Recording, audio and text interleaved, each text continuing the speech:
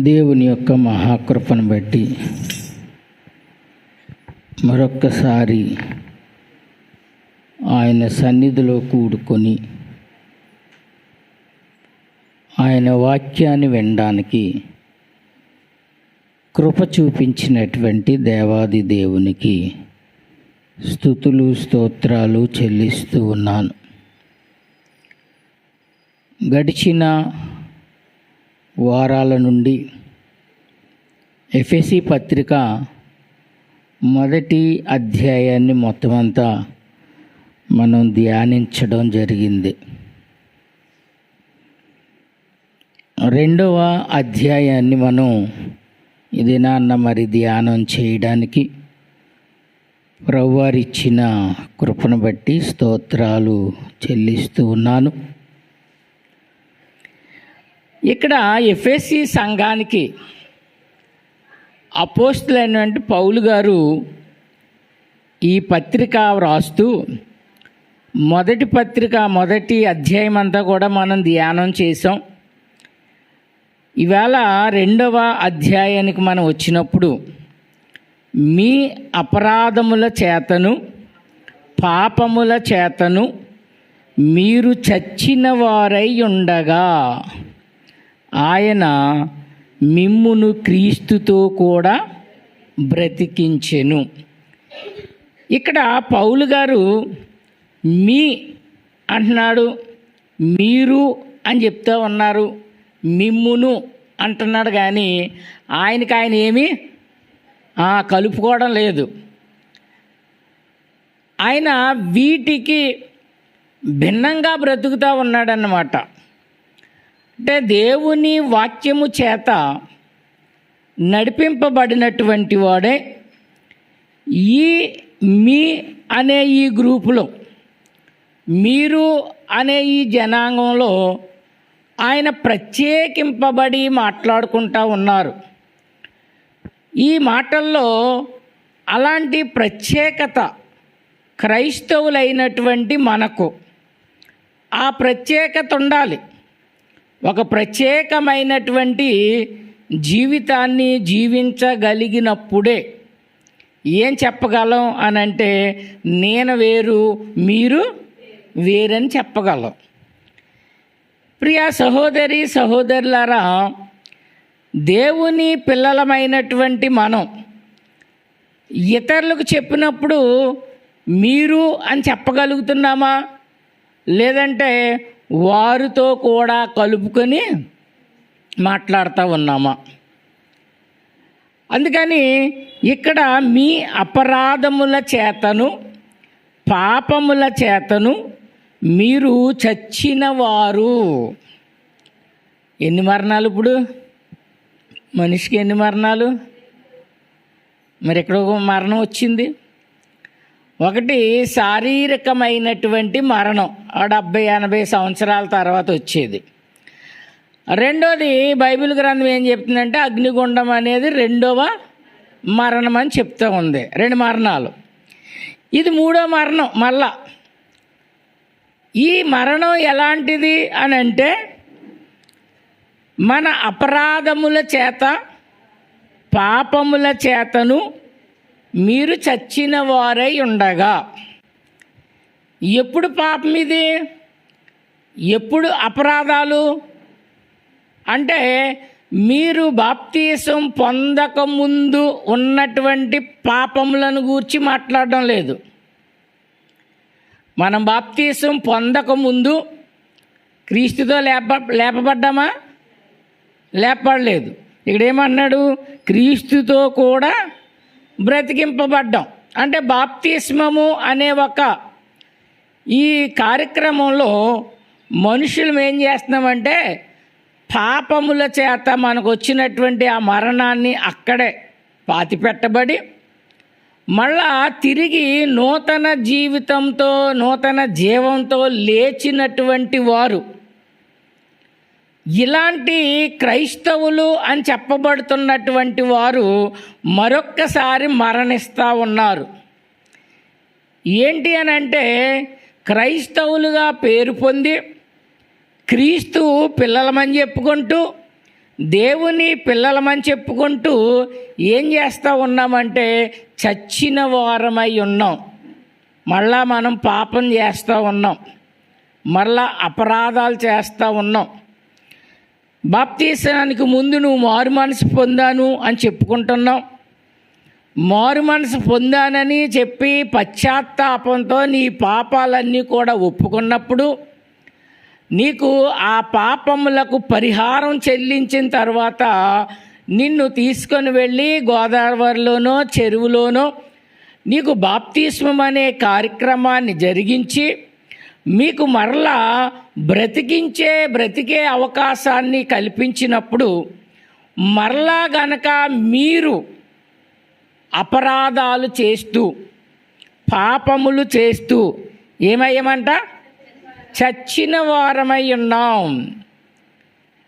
బ్రతికింపబడ్డాం అని అనుకుంటున్నాం, కానీ చాలామంది మేము బ్రతికే ఉన్నాం, మేము రక్షణలో ఉన్నాం, మేము దేవుని కాపుదల్లో ఉన్నాం అని అనుకుంటున్నాం. కానీ ఇక్కడ పౌలు గారు చెప్తూ ఉన్నారు, మీ అపరాధముల చేతను పాపముల చేతను మీరు చచ్చిన వారై ఉండగా.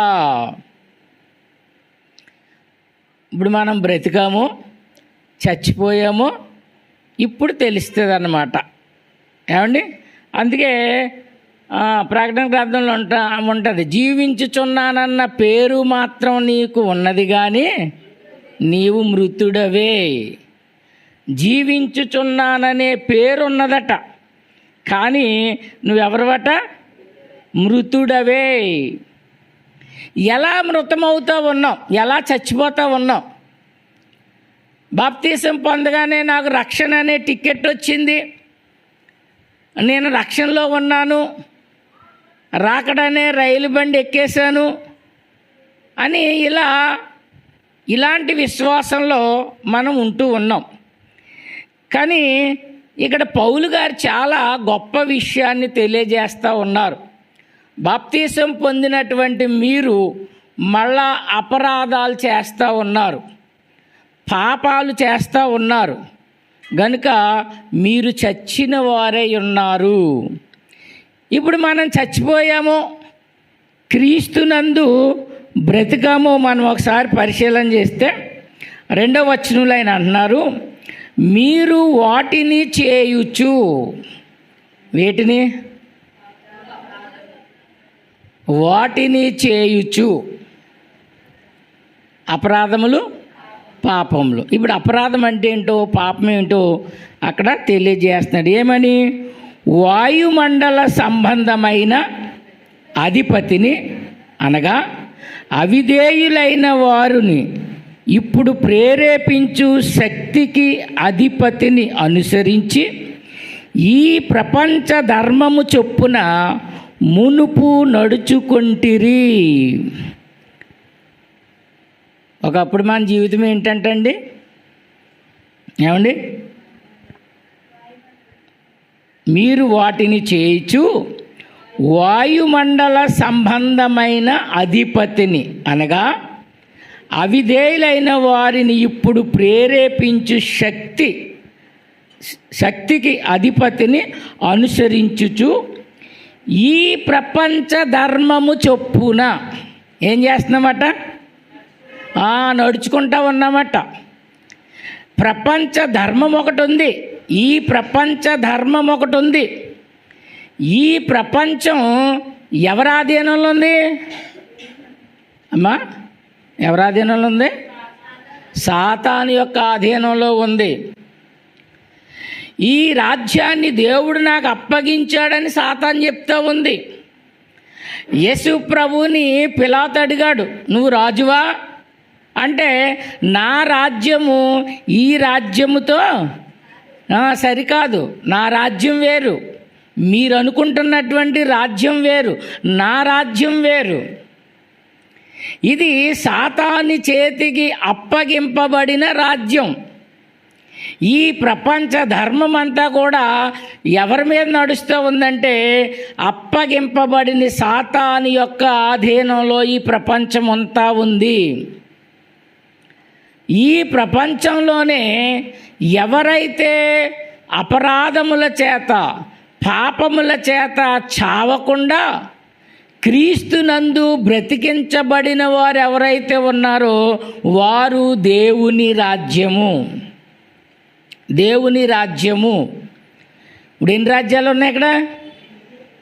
ఎన్ని రాజ్యాలు ఉన్నాయి? 2 రాజ్యాలు ఉన్నాయి. సాతాను రాజ్యంలోనే దేవుని యొక్క రాజ్యం ఉంది. ఈ దేవుని యొక్క రాజ్య ప్రజలు ఎలా ఉంటారంటే అపరాధాల చేత పాపాల చేత చావని వారై క్రీస్తు చేత బ్రతికింపబడి క్రీస్తుని అనుసరించి క్రీస్తు వాక్యాన్ని అనుసరించి క్రీస్తు వలె నీవు జీవించినట్లయితే నీవు దేవుని రాజ్యవాసివి.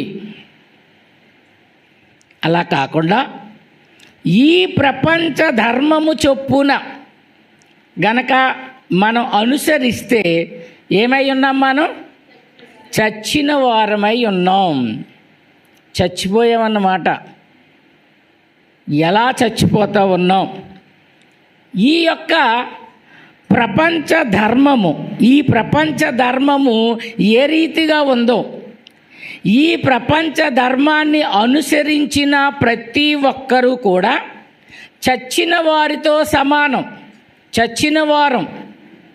చూడండి, బైబిల్ గ్రంథంలో ఒకసారి మనం పరిశీలన చేస్తే ఆది కాండము 19వ అధ్యాయము, ఆది కాండము 19వ అధ్యాయము 31వ వచనాన్ని మనం ఒకసారి చదువుదాం. ఈ ప్రపంచ ధర్మంలో ఎలాంటి పరిస్థితులు ఉన్నాయో చూద్దాం. అట్లుండగా అక్క తన చెల్లితో, మన తండ్రి ముసలివాడు సర్వలోక మర్యాద చొప్పున మనతో పోవుటకు లోకములో ఏ నరుడును లేడు. చూడండి, ఇక్కడ ప్రపంచ ధర్మం ఎలాగుందో చూడండి. అక్క తన చెల్లితో మాట్లాడుతూ ఉంది. ఏమని? ఈ ప్రపంచ సర్వలోక మర్యాద, ఈ లోక మర్యాద ఎలాగుందో చూడండి. ఆమె అంటుంది, ఈ లోక మర్యాద చొప్పున మనతో పోవుటకు లోకంలో ఏ నరుడు లేడట. అందుకని ఈ అక్కేమంటా ఉందంటే, ఇదిగో ఈ రాత్రి మన తండ్రితో మనము ఏం చేద్దాం? శయనించుదాం, అలా సంతానానికి అందాం. చూడండి, ప్రపంచ ధర్మం ఎంత భయంకరంగా ఉందో. ఈ లోక ధర్మం ఎలాగుందో పరిశీలన చేయండి.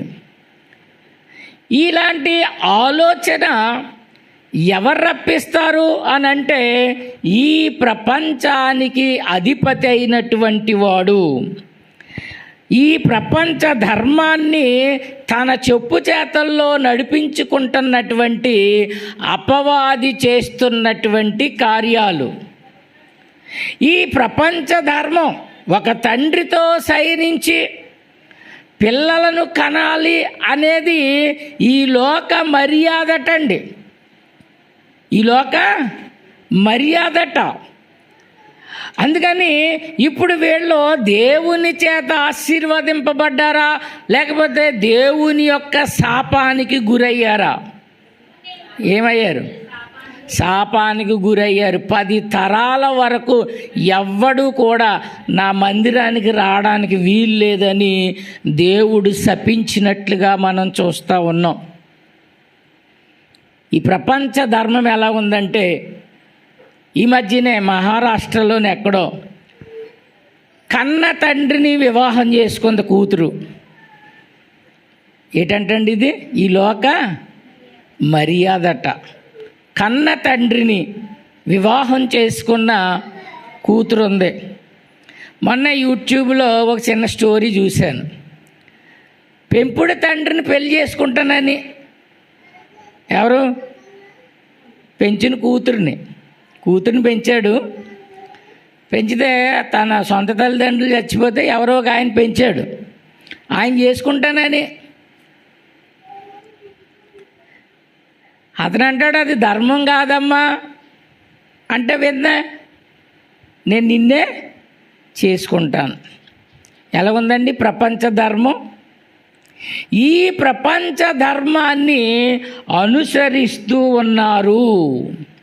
ఇలా అనుసరించబట్టి దేవుని యొక్క శాపం, దేవుని యొక్క దృష్టిలో వారు చచ్చిన వారై ఉన్నారు. వాళ్ళకి పరలోకం ఉందా? ఏమండి, లోతు కూతురికి పరలోకం ఉందా? లేదు. అంటే ఏమైనట్టు? పరలోకం నువ్వు లేదు అనుకుంటే చచ్చిన వారమై ఉన్నామన్నమాట. అలాగే ఇంకొకసారి మనం చూస్తే సమూయేలు గ్రంథము, మొదటి సమూయేలు గ్రంథము 8వ అధ్యాయము, మొదటి సమూయేలు గ్రంథము 8వ అధ్యాయము 5వ వచనం నుండి మనం చూస్తే, చిత్తగించుము, నీవు వృద్ధుడవు, నీ కుమారులు నీ ప్రవర్తన వంటి ప్రవర్తన గలవారు కారు గనుక సకల జనుల మర్యాద చొప్పున. చూడండి, మళ్ళీ ఎక్కడికి వచ్చాం మనం? సకల జనుల మర్యాద. ఈ లోక మర్యాద అన్నా, సకల జనుల మర్యాద అన్నా, ఇవన్నీ కూడా ఒకటే. ఏమన్నాడు? సకల జనుల మర్యాద చొప్పున మాకు ఒక రాజును నియమింపుము, అతడు మాకు న్యాయము తీర్చునని అతనితో అనిరన్నమాట. వీళ్ళు ఇశ్రాయేలీలు అందరూ వెళ్ళి సమూయేలుని అడుగుతూ ఉన్నారు, ఇదిగో లోక మర్యాద చొప్పున మాకొక రాజు కావాలి. ఇశ్రాయేలీలకు రాజు ఎవరు? సైన్యములకు అధిపతియగు యెహోవాయే రాజు కదా. ఇప్పుడు వీళ్ళు ఎవరిని వద్దంటున్నారు? యెహోవాని వద్దనుకుంటున్నారు. వీళ్ళు సకల మర్యాద అని చెప్పుకుంటూ సృష్టికి కారణభూతుడైనటువంటి ఇశ్రాయేలీలకు సైన్యములకు అధిపతియగు యెహోవా అని ఆయనకు పేరు పెట్టుకున్నటువంటి ఆ దేవుణ్ణి వీళ్ళు ఏమన్నారు? రాజుగా మాకు. చూడండి ఎంత భయంకరమైన స్థితిలో ఉన్నాం. ఎలాంటి భయంకరమైన స్థితిలో ఉన్నాం? సకల జనుల మర్యాద చొప్పున మాకొక రాజు కావాలి అని కోరుకుంటూ ఉన్నారు. ఏ రాజును వద్దన్నారు? నిన్ను సృష్టించినటువంటి నీ సృష్టికర్త అయినటువంటి నిన్ను ఏలుచున్నటువంటి రాజును కాదంటున్నారు ఇశ్రాయేలీలు. ఇప్పుడు వీళ్ళు చచ్చినవారా బ్రతికినవారా చెప్పాలి. చూడండి 6వ వచనం, మాకు న్యాయము తీర్చుటకై రాజును నియమించుమని వారు అనిన మాట సమూయేలుకి దృష్టికి ప్రతికూలముగా ఉండెను గనుక సమూయేలు యెహోవాను ప్రార్థించెను. ఆయనకి ఇష్టం లేదట అండి. ఎవరికి? సమూయేలుకి ఇష్టం లేదు. ఒక్కొక్కసారి మీరు చేసే పనులు సేవకుడికి ఇష్టం ఉండదు, కానీ మాకు అదే కావాలని కోరుకుంటూ ఉంటాం. మనము బ్రతికింపబడిన వారమని అనుకుంటా ఉన్నాం. ఈ లోక మర్యాద చొప్పున ఫలానాది చేయకూడదు అని చెప్తే సేవకుడికి వ్యతిరేకమైపోయి ఏం చేస్తామంటే, మీరు చేస్తారా చేయరా, లేదంటే వేరే పాస్టర్ గారిని తెచ్చుకుంటాం. అలాంటి పరిస్థితిలో క్రైస్తవ సంఘాలు ఉన్నాయి. ఇశ్రాయేలీలు అంటా ఉన్నారు. ఇప్పుడు సమూయేలు ప్రార్థన చేస్తూ ఉన్నాడట.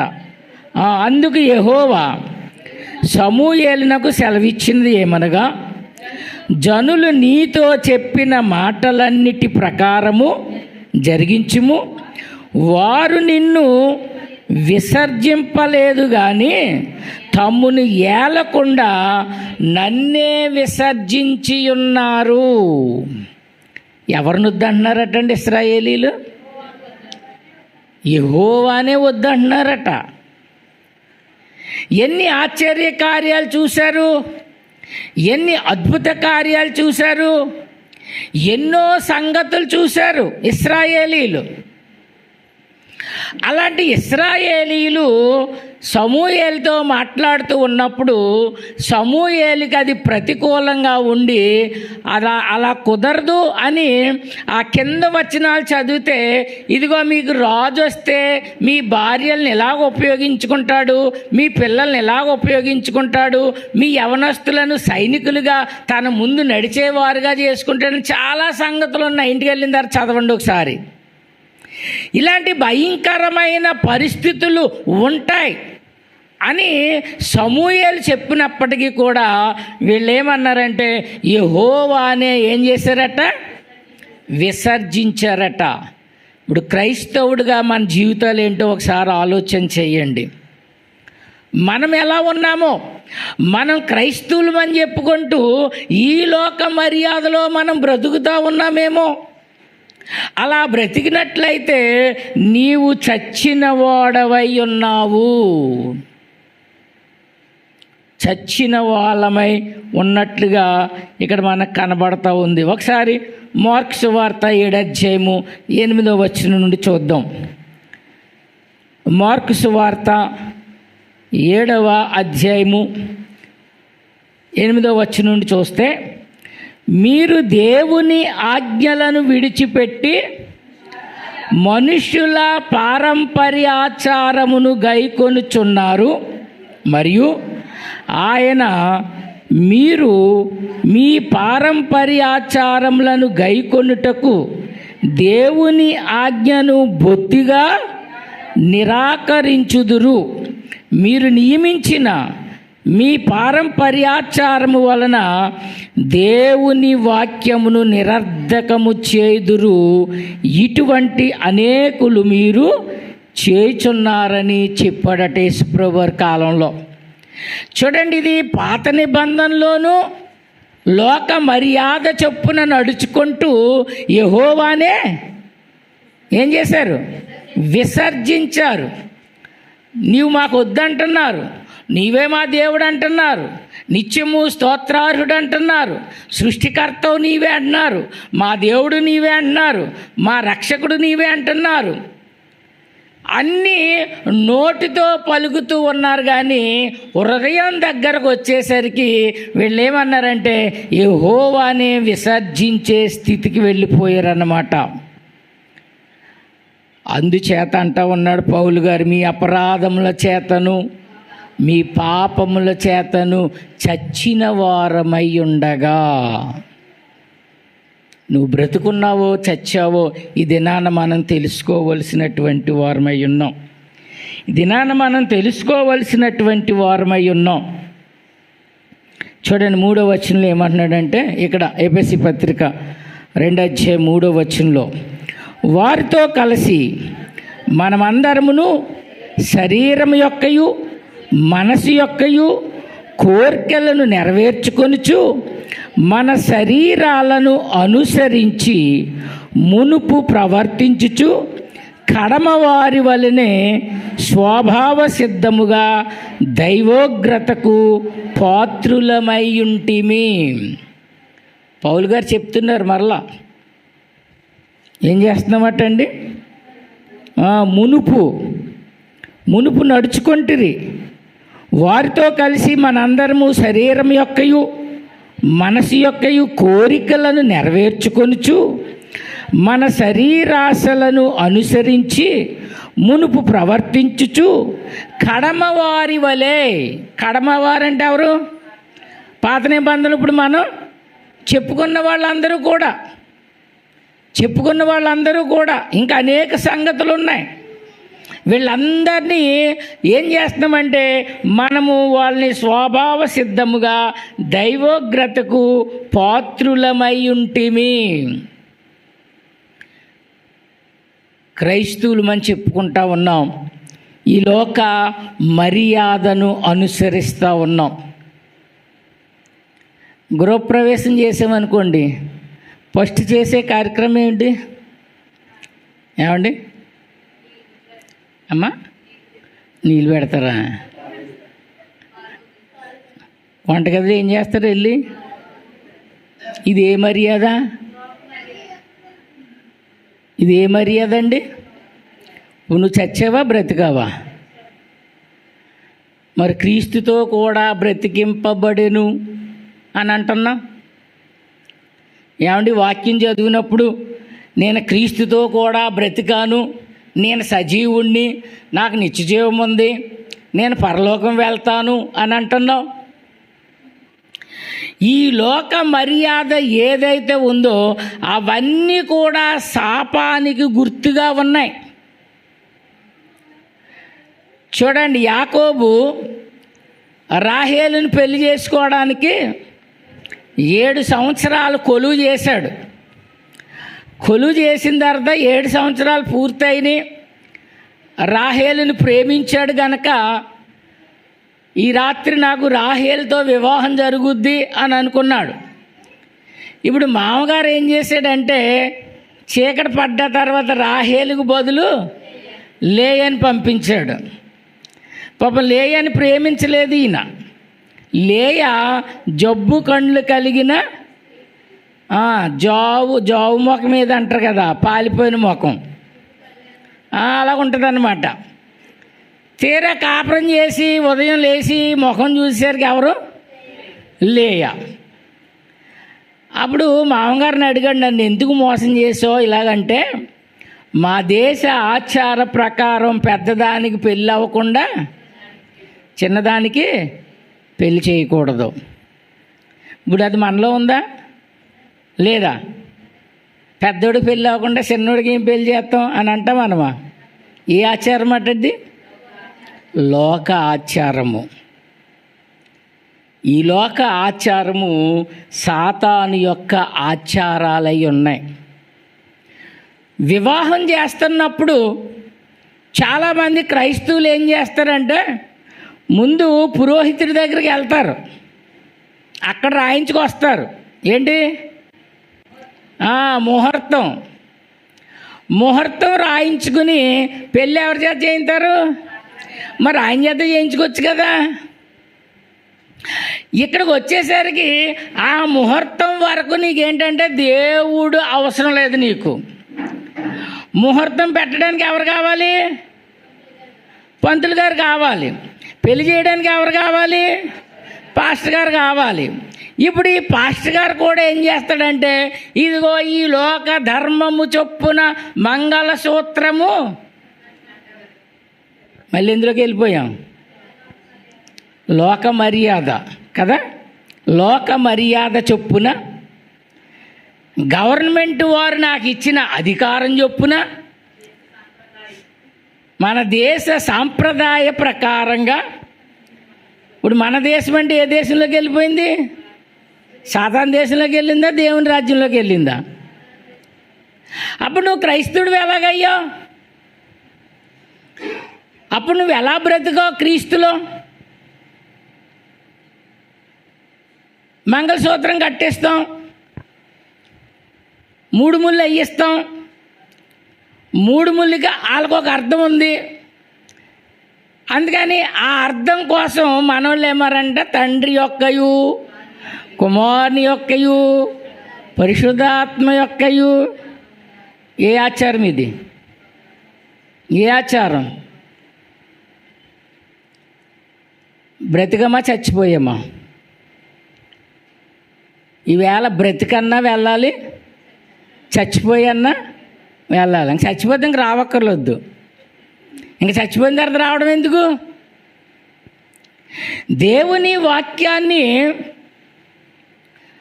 మనం అర్థం చేసుకోలేక మనం బ్రతుకున్నాము, జీవించుచున్నానన్న పేరు మాత్రం నీకున్నది, కానీ నీవు మృతుడివే అని చెప్పడానికి గల కారణం ఏంటంటే, ప్రతీ నెల మనం రొట్టె ద్రాక్షారసం ఆయన శరీరమని ఆయన రక్తమని మనం తీసుకుంటా ఉన్నాం.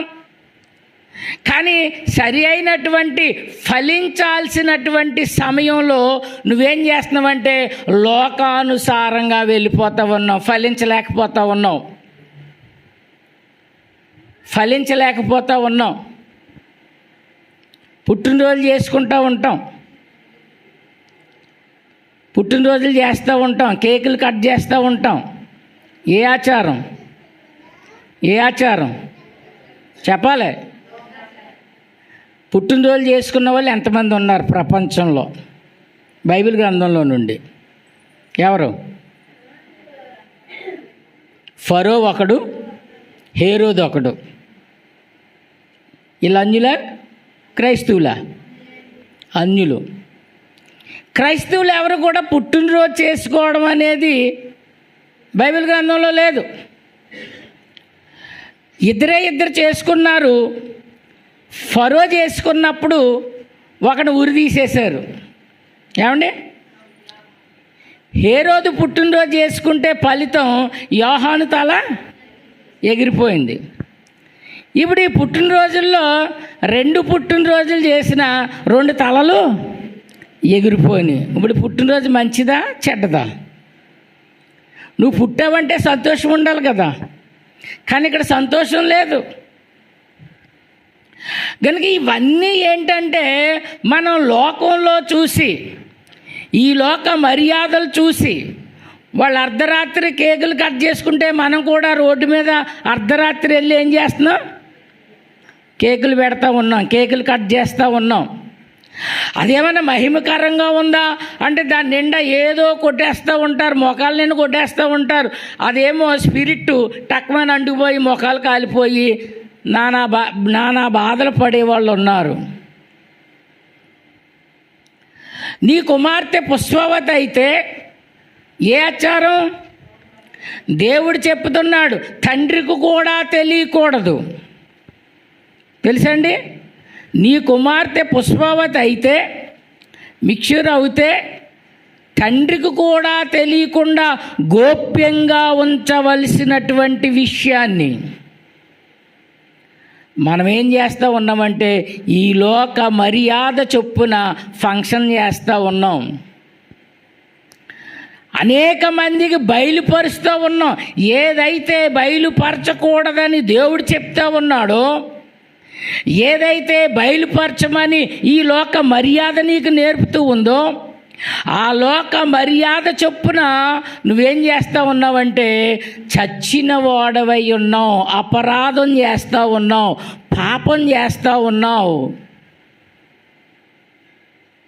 చూడండి ఎన్ని ఉన్నాయో.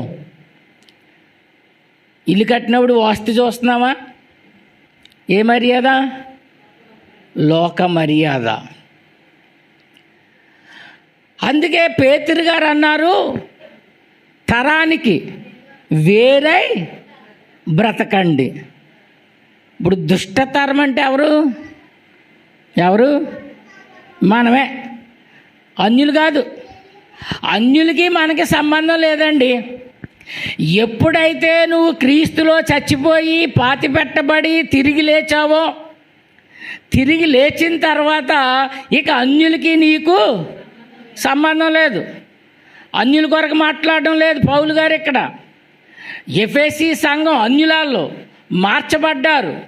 మార్చబడినటువంటి వారు మళ్ళా అదే స్థితిలోకి వెళ్తున్న కారణంగా పౌలు గారు మాట్లాడుతూ ఉన్నారు, మీరు అన్య జనాంగము నుండి దేవుడు మిమ్మల్ని రక్షిస్తే, క్రీస్తు ద్వారా మిమ్మల్ని బ్రతికిస్తే, మళ్ళా మీరేం చేస్తున్నారంటే ఈ లోక మర్యాద చొప్పున చచ్చిన వారై ఉన్నారు. మీరు అపరాధాలు చేస్తూ ఉన్నారు, పాపం చేస్తూ ఉన్నారు.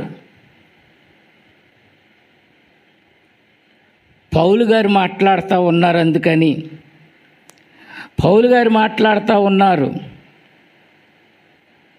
ఎందుకు మనం ఈ లోకాచారాన్ని విడిచిపెట్టలేకపోతూ ఉన్నామంటే రోమీలకు రాసిన పత్రిక 12 అధ్యాయము, రోమీలకు రాసిన పత్రిక 12 అధ్యాయము 1-2 వచనాలు చూద్దాం.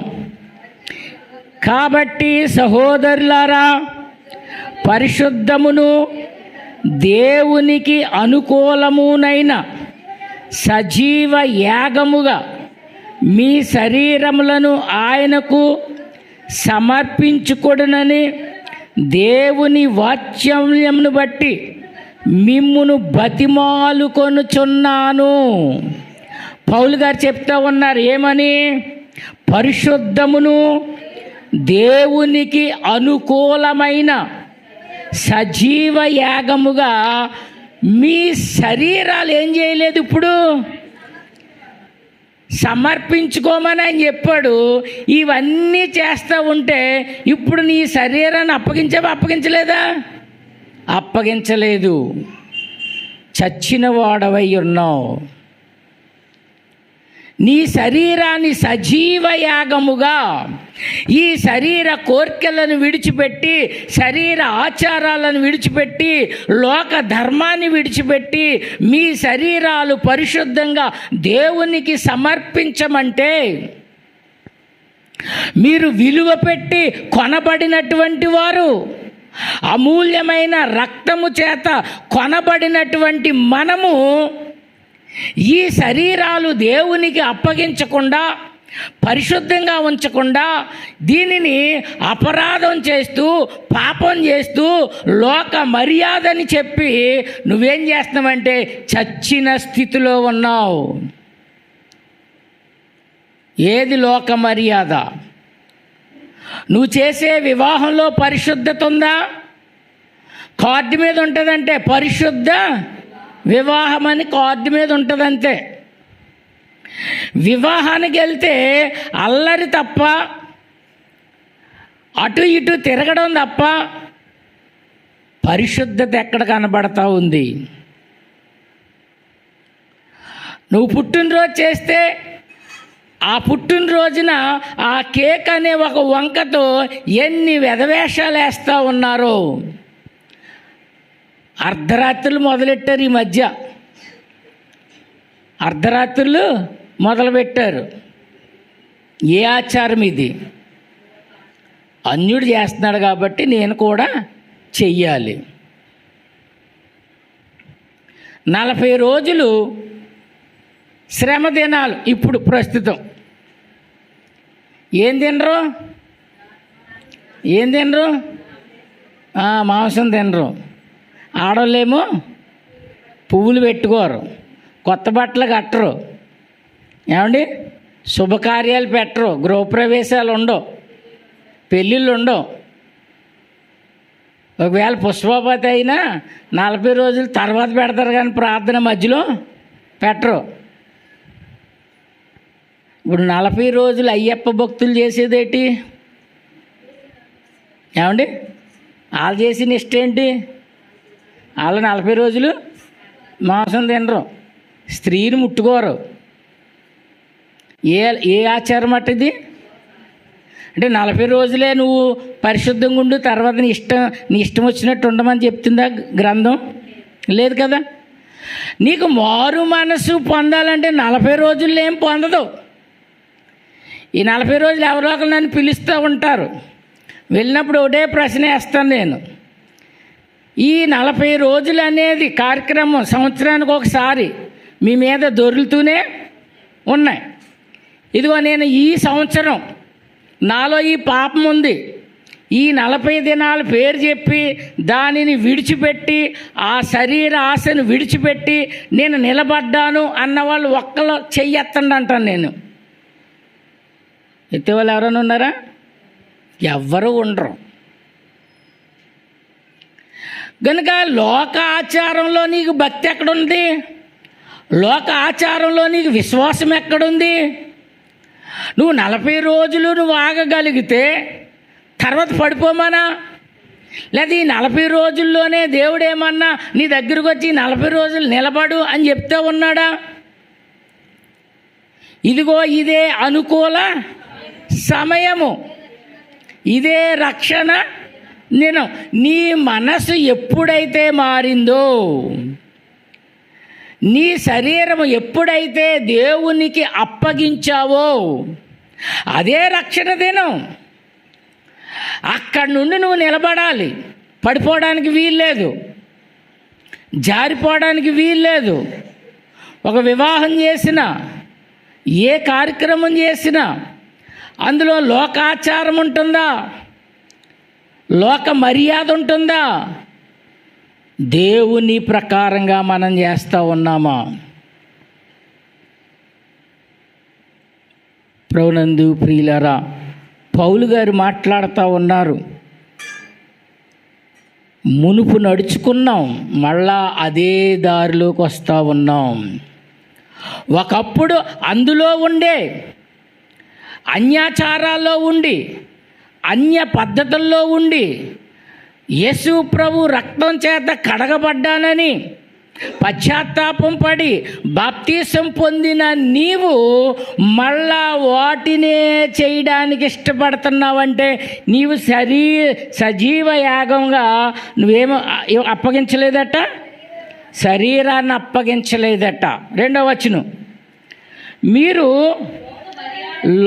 ఈ లోక మర్యాదను అనుసరింపక ఉత్తమమును అనుకూలమును సంపూర్ణమునయ్యున్న దేవుని చిత్తమేదో పరీక్షించి తెలుసుకున్నట్లు మీ మనసు మారి నూతన మగుట వలన రూపాంతరము పొందుడి. ఎప్పుడు పొందాలట? మనసు ఏమవ్వాలట? మనసు మారి నూతన అవ్వాలట. డిసెంబర్ 31 నైట్ మాట్లాడతాం ఏమని, ఇదిగో సమస్తము పాతవాయను ఉండవచ్చును నూతనం అయిపోయిందట. అది సంవత్సరానికి చెందిన వాక్యం కాదు. అది నీ మనసుకు, నీ శరీరానికి, నీ జీవితానికి సంబంధించిన వాక్యాన్ని, ఇదిగో నేను పాతవన్నీ గతించిపోని క్రీస్తులో నేను బాప్తీసం పొందిన తర్వాత నా పాత జీవితం అంతా నాశనం అయిపోయింది, పాతి పెట్టేశాను, ఇదిగో నూతనమాయను. నీ చూపు నూతనం అవ్వాలి, నీ మాట నూతనం అవ్వాలి, నీ ప్రవర్తన నూతనం అవ్వాలి, నీ కోరికలు నూతనంగా ఉండాలి. మనం పైనున్న వాటినే కానీ క్రిందున్న వాటిని వెతుకుతున్నావా? నీవు అపరాధంలో ఉన్నావు, నీవు పాపంలో ఉన్నావు, చచ్చిపోయావు. కారణం ఏంటంటే నీ ఆలోచన అంతా కూడా పైనుంది. నీకు దేవుని రాజ్యం ఒకటి ఉంది, ఆ రాజ్యంలో నేను ఉండాలి. సజీవ యాగముగా ఈ శరీరాన్ని సమర్పించుకొని లోక మాలిన్యాలు ఏమీ కూడా అంటకుండా ఆ నిత్య రాజ్యంలో నేనుండాలి అని నీవు నూతనముగా నీ మనసు మారితే తప్ప నీవు నూతన సృష్టి కాదు. ఇవిగో పాతవి గతించినట, సమస్తము క్రొత్తవాయెను. ఏమైంది నీ జీవితంలో క్రొత్తది? ఒకటి చెప్పండి. మన ఇంట్లో ఎవరైనా చచ్చిపోయారు అనుకోండి, 3వ రోజుని ఏం చేస్తాం? చిన్నదేనం. 7వ రోజుని పెద్దదేనం. ఎక్కడొచ్చినాయి ఇవి? బైబిల్ గ్రంథం ఏం చెప్తుందంటే, నీకు అపవిత్రత ఎప్పటి వరకు అంటే పొద్దున్న నువ్వు శవాన్ని ముట్టుకుంటే సాయంకాలం వరకే. సాయంకాలం నువ్వు స్నానం చేస్తే మైలు గీలు అన్నీ పోతాయి. కానీ వాడు ఎవరి దగ్గరకో వెళ్తాం, వాడు చెప్తాడు, ఇదిగో పలానా నక్షత్రంలో చచ్చిపోడు కాబట్టి నీకు కీడు కలుగుద్ది, నీకు నష్టం కలుగుద్ది, అందుకని 5వ రోజున పెట్టు, 7వ రోజున పెట్టు, 9వ రోజున పెట్టు. 9వ రోజు ఆదివారం వచ్చిందనుకోండి, ఆరాధనకైనా అడ్డం చెప్తారు కానీ ప్రార్థన మాత్రం మాకు ఆదివారమే పెట్టండి, 9వ రోజు వచ్చిందంటాం. ఏ ఆచారం ఇది? బ్రతికామా చచ్చిపోతున్నామా? బ్రతికున్నామా చచ్చిపోతున్నామా? భయంకరమైనటువంటి దినాల్లో ఉన్నాం మనం. క్రైస్తవులు మనం చెప్పుకుంటూ ఉన్నాం కానీ చాలా భయంకరమైనటువంటి దినాలలో ఉన్నాం. ఆ దినాల నుండి నీవు చచ్చిన వాడవా బ్రతికిన వాడవా? అయ్యో శ్రమలు వస్తాయి, బంధువులు అలాగంటారు ఇలా అంటారు అని మనం ఏం చేస్తామంటే వాళ్ళ చెప్పినట్లుగా మనం నడుస్తూ ఉంటాం. బ్రతికిన చేప, చచ్చిన చేప. చచ్చిన చేప అంటే ఇలా కొట్టుకుపోద్ది. బ్రతికిన చేప ఎప్పుడు కూడా నీటికి ఎదురెళ్తుంది. ఎంత శ్రమ, ఎంత కష్టం, చాలా కష్టం. అంత స్పీడ్ నీటిలో నుండి చేప ఎదురెళ్ళాలంటే అనేక శోధనలు ఎదుర్కోవాలి. ఎంతో కష్టం, తన బలాన్నంతా ఉపయోగించాలి. కానీ చచ్చిన దానిలాగా వెనక్కి మాత్రం వెళ్ళదు. నువ్వు క్రైస్తవుడు అయితే, నువ్వు క్రీస్తు చేత కడగబడిన వాడవైతే, కడగబడిన దానివైతే శ్రమలకు ఎదురెళ్ళగలిగితే క్రైస్తవ్యం. బంధువులేదంటారు, చుట్టాలేదంటారు, ఇరుగు పొరుగు వారేదో అంటారు అని నీవు అనుకుంటే నువ్వు చచ్చిన చేపవి. ఎదురెళ్ళాలి. దేవుని చట్టాన్ని, దేవుని రాజ్యాన్ని స్థాపించే భాగ్యం నీకు అనుగ్రహించాడు దేవుడు. బంధువుల్లో నువ్వు ఒక సాక్షిగా ఉంటావు. బంధువుల్లో నీవు ఒక గొప్ప పేరు పొందిన వారుగా ఉంటావు. ఇదిగో ఇది అన్యాచారం, ఈ అన్యాచారాన్ని నేను చేయను. ఎన్ని ఇబ్బందులు వచ్చినా సరే అని నువ్వు నిలబడగలిగితే దేవుని రాజ్యం స్థాపింపబడుతుంది. మా గృహప్రవేశానికి పాలు పొంగించలేదు.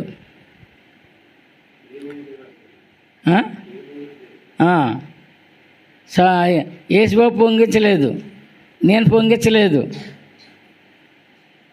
మా ఊళ్ళో అందరూ అన్నారు అరిసెలు తెస్తాం, ఇంకేంటి పొంగడాలు తెస్తాం అన్నారు. ఏం వద్దు బాబు అన్నాం. కోపాలు వచ్చినాయి అందరికీ బాధ కలిగింది, కోపాలు వచ్చినాయి. ఒకటి మాట వినకుండా తెచ్చాడు. ఏంటి పొంగడాలు ఎలాగున్నాయో తెలుసా? కంకర్రాయిలా ఉన్నాయన్నమాట. ఇంత ముక్క కూడా ఎరగలేదు. మొత్తం పట్టుకెళ్ళి దేవుని మాట వినకుండా మనం చెయ్యాలన్నా అది జరగనివ్వడు. కానీ మనం ఏం చేస్తామంటే అన్ని అన్యాచారాలు చేస్తూ ఉంటాం. పిల్లడు పుట్టాడు అనుకోండి, ఎన్ని కత్తుర్లు? 3 కత్తుర్లు. ఎక్కడిది ఇది? ఎక్కడిది చెప్పాలి. ఆడవాళ్ళకి తల పొడవుగా ఉందనుకోండి, వాళ్ళ గుండు గీయించుకోవడం ఇష్టం ఉండదు. అందుకని వాళ్ళు ఏం మొక్కుకుంటారంటే, నీ గుడికి వచ్చి 3 కత్తుర్లు ఏ ఆచారం ఇది? మరి మన పిల్లలు కూడా ఎన్ని కత్తుర్లు? 3 కత్తుర్లు. ఎలా మనం లోకంలో కలిసిపోతూ ఉన్నామో. దుష్టతరం ఎక్కడుందంటే మనలోనే ఉన్నాం. కొంతమంది అంటారు, పాస్టర్ గారు చెప్పేది వినేలా మేము చేయలేదా? మా ముందు పాస్టర్ గారు చేయలేదా? మా సంఘంలో పాస్టర్ గారు చేయలేదా? మా ఊర్లో చేయలేదా? మీ పాస్టర్ గారే గొప్ప అని అనొచ్చు. కొంతమంది పాస్టర్ గారు పుట్టినరోజు చేయొద్దు అన్నారని ఇంట్లో చేస్తున్నారు. అదేమైంది ఏమండి? ఇలా దేవుని యొక్క వాక్యాన్ని మనం పరిశీలన చేస్తే, నీవు చచ్చిపోకుండా లోకాన్ని ఎదిరించేవారిగా నువ్వు ఉండాలి అని అంటే ఒకసారి చూద్దాం.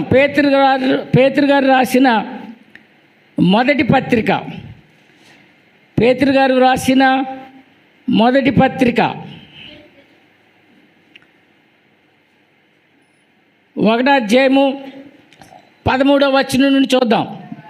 కాబట్టి మీ మనసు అను నడుములను కట్టుకొని నిబ్బరమైన బుద్ధి గలవారై యేసుక్రీస్తు ప్రత్యక్షమైనప్పుడు మీకు తేబడు కృప విషయమై సంపూర్ణ నిరీక్షణ కలియుండుడి.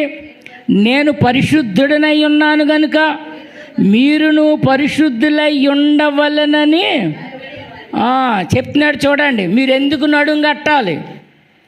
ఎందుకు నడుం కట్టాలి? మీరు ఒక క్రైస్తవుడిగా, ఒక యేసుక్రీస్తు చేత రక్షింపబడినటువంటి వాడిగా నడుం కట్టడం అంటే మామూలు విషయం కాదు. బంధువులు దూరం అవ్వచ్చు, రక్త సంబంధులు దూరం అవ్వచ్చు, స్నేహితులు దూరం అవ్వచ్చు. నువ్వు దేవునిలో పరిశుద్ధంగా ఉండాలని ఒక నిర్ణయం తీసుకున్నప్పుడు అనేకమైనటువంటి ఆటంకాలు కలుగుతూ ఉంటాయి. అందుకు నువ్వు నడుం కట్టాలి. నీ తల్లే నిన్ను తిట్టవచ్చు, నీ భార్య నిన్ను తిట్టవచ్చు, నీ భర్త నిన్ను తిట్టవచ్చు. ఒక సత్యమైన విషయం మీద నిలబడాలి అని అనుకున్నప్పుడు అనేక శోధనలు వస్తూ ఉంటాయి. అందుకని నువ్వు నడుం కట్టు, నిబ్బరమైన బుద్ధిని సంపాదించు, నడుం కట్టు. దాని కొరకు దేవుని రాజ్యాన్ని విస్తరింపచేయి. దుష్టతరంలో నుండి, ఉన్న దుష్టతరంలో నుండి నువ్వు దేవుని రాజ్యముగా ఏర్పరచబడకపోతే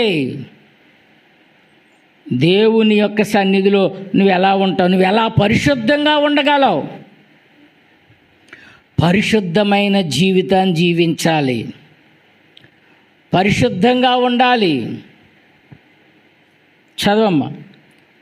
కాగా మీరు విధేయులకు పిల్లలై మీ పూర్వపు అజ్ఞాన దశలో మీకుండిన ఆశలను అనుసరించి ప్రవర్తించొద్దు. ఏమన్నాడు? మీరు విధేయులకు పిల్లలై. విధేయులు అంటే ఏంటి అర్థం? ఏమండి? విధేయత అంటే మాటను లోబడి దాని ప్రకారంగా అనుసరించడం. దానినే ఏం చెప్పాడంటే, మీరు 30దంతలుగా, 60దంతలుగా, 100అంతలుగా ఫలించడం అంటే అది. ఫలించడం అంటే అది.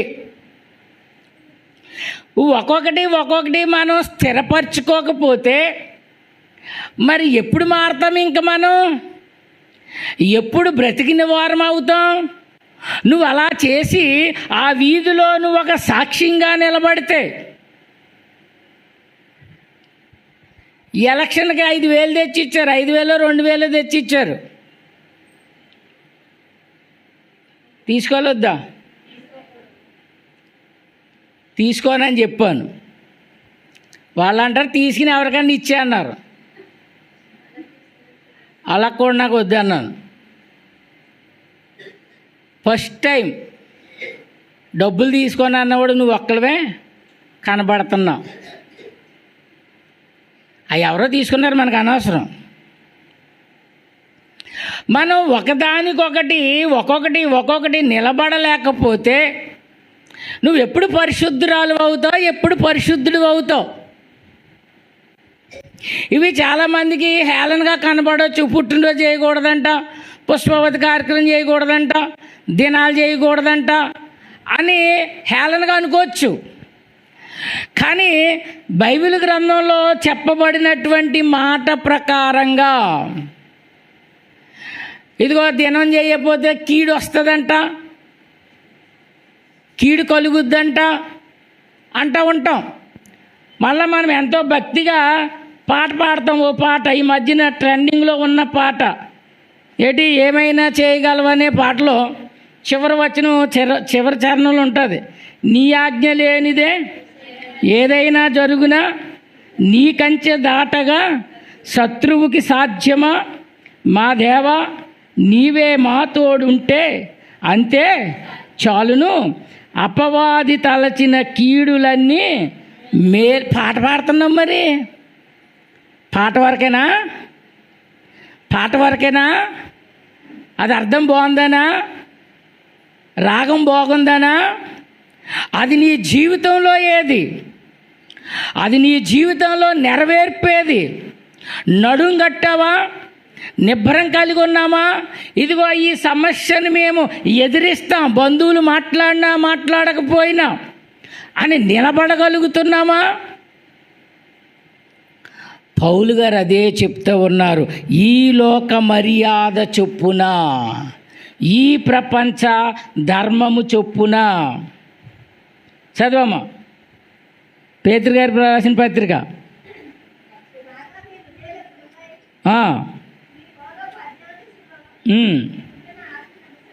అనుసరించి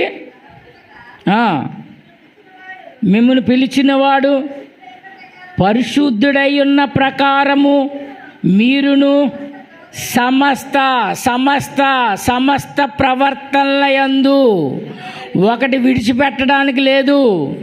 సమస్తం అంటే నీకు ఏవేవి ఉన్నావో అన్నిటిలో కూడా ఏ ఒక్కటి కూడా విడిచిపెట్టకుండా సమస్తము సమస్త ప్రవర్తన యందు పరిశుద్ధులయ్యుండుడి, పక్షపాతము లేకుండా క్రియను బట్టి ప్రతి వానికి తీర్పు తీర్చువాడు తండ్రి అని మీరు ఆయనకు ప్రార్థన చేయుచున్నారు.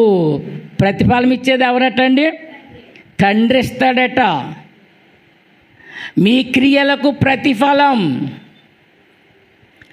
ఒక వాక్యం, తప్పుడు వాక్యం వచ్చినప్పుడు దానిని ఎదిరించగలిగే శక్తి ఉండాలి. అంటే నువ్వు హృదయపూర్వకంగా దేవుని యొక్క వాక్యాన్ని వినడానికి నీ మనస్సును ఏం చేయాలంటే సిద్ధపరుచుకోవాలి, నిబ్బరం కలిగి రావాలి. పక్షపాతము లేకుండా క్రియలను బట్టి ప్రతి వానిని తీర్పు తీర్చువాడు తండ్రి అని మీరు ఆయనకు ప్రార్థన చేయుచున్నారు కనుక మీరు పరదేశులై ఉన్నంత కాలము, ఎప్పటి వరకు? ఎప్పటి వరకు? నువ్వు చచ్చే వరకు, నువ్వు చచ్చిపోయే వరకు ఎలా ఉండాలి? పరిశుద్ధంగా.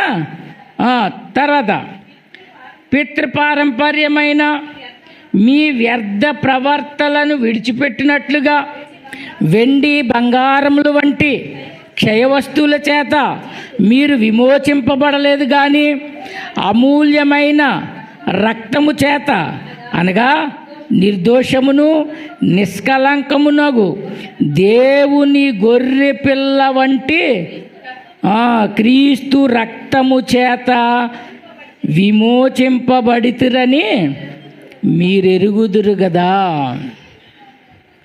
దేని చేత కొనబడ్డామంటండి మనం? గొర్రె పిల్ల రక్తము చేత కడగబడినటువంటి వాళ్ళం, విలువ పెట్టి కొనబడినటువంటి వారం. ఇంకా నీవు చచ్చినవాడుగా ఉంటే, ఇంకా నువ్వు చచ్చిన దానిగా ఉంటే మందిరంలో నీ వలన ఎలాంటి ఉపయోగము లేదన్నమాట. నడుం కట్టాలి, నువ్వు బ్రతికిన అనుభవాన్ని పొందాలి, శరీర ఆశలను విడిచిపెట్టాలి. అలా ఎప్పుడైతే మనం ఉన్నామో, ఎఫెసీ పత్రిక 2 ఒకసారి 4వ వచనం చదవండి. 2:4. ఆయనను దేవుడు కరుణా సంపన్నుడయ్యుండి మనము మన అపరాధముల చేత చచ్చిన వారమయ్యుండునప్పుడు సైతము మన ఎడల చూపిన తన మహా ప్రేమ చేతను కృపతో కూడా క్రీస్తుతో కూడా బ్రతికించెను. కృపచేత మీరు రక్షింపబడి ఉన్నారు. కృపచేత రక్షించబడ్డాం. ఆ కృపను పోగొట్టుకుంటే నువ్వు చచ్చిన వాడవవుతా ఉన్నావు. దేవునిని విసర్జించిన ఇశ్రాయేలీయులతో నీవు సమానమవుతా ఉన్నావు. ఇశ్రాయేలీయులతో సమానమవుతా ఉన్నావు. విసర్జించారట. యెహోవానే విసర్జిస్తే ఇక నిన్ను ఎవడ కాపాడగలడు? ఏమండి? ఏలి అంటాడు వాళ్ళ కుమారుల్ని, మీరు చేస్తున్నది నా చెవిని పడినప్పుడు నాకు చాలా భయమేస్తుందిరా బాబు. మీరు మనిషికి విరోధులైతే దేవుడి దగ్గర ప్రార్థన చేయొచ్చు, నువ్వు దేవునికే విరోధం అయిపోతే ఇంక ఎవరి పక్షంగా ప్రార్థన చేయగలం? ఎవరికి మనం విన్నవించుకోగలం? రాజుకు కోపం వచ్చింది, ఎవడు సమాధాన పరుస్తాడు? ఒకవేళ మంత్రికి కోపం వచ్చిందనుకో, రాజుగారి దగ్గరికి వెళ్ళి బతిమాలొచ్చు. రాజుకే కోపం వస్తే అలాంటి స్థితిలో ఈ దినాన క్రైస్తవులైనటువంటి మనం ఉన్నామని చాలా జాగ్రత్తగా గ్రహించాల్సినటువంటి వారమై ఉన్నాం. ఎన్ని వచనాలు అయినాయి? 4 వచనాలు అయినాయి, 5 వచనాలు అయినాయి. బోరు కొడుతుందా? బాగానే ఉందా? ఏంటి బోరు కొట్టినట్టుందా? ఒక్కొక్క విషయం అనేక విషయాలు దేవుడు మనకు బయలుపరుస్తూ ఉంటుండగా వచ్చిన ఈ వాక్యాలన్నీ కూడా మన హృదయంలో భద్రపరుచుకొని నడుం కట్టి నిబ్బరమైన బుద్ధి కలిగి లోక మర్యాదను విసర్జించి దేవుని యొక్క మర్యాద ప్రకారంగా మనందరం కూడా బ్రతకాలని తెలియజేస్తూ ముగిస్తూ ఉన్నాను. దేవుడి కొద్ది మాటలు దీవించునుగాక. ఆమేన్.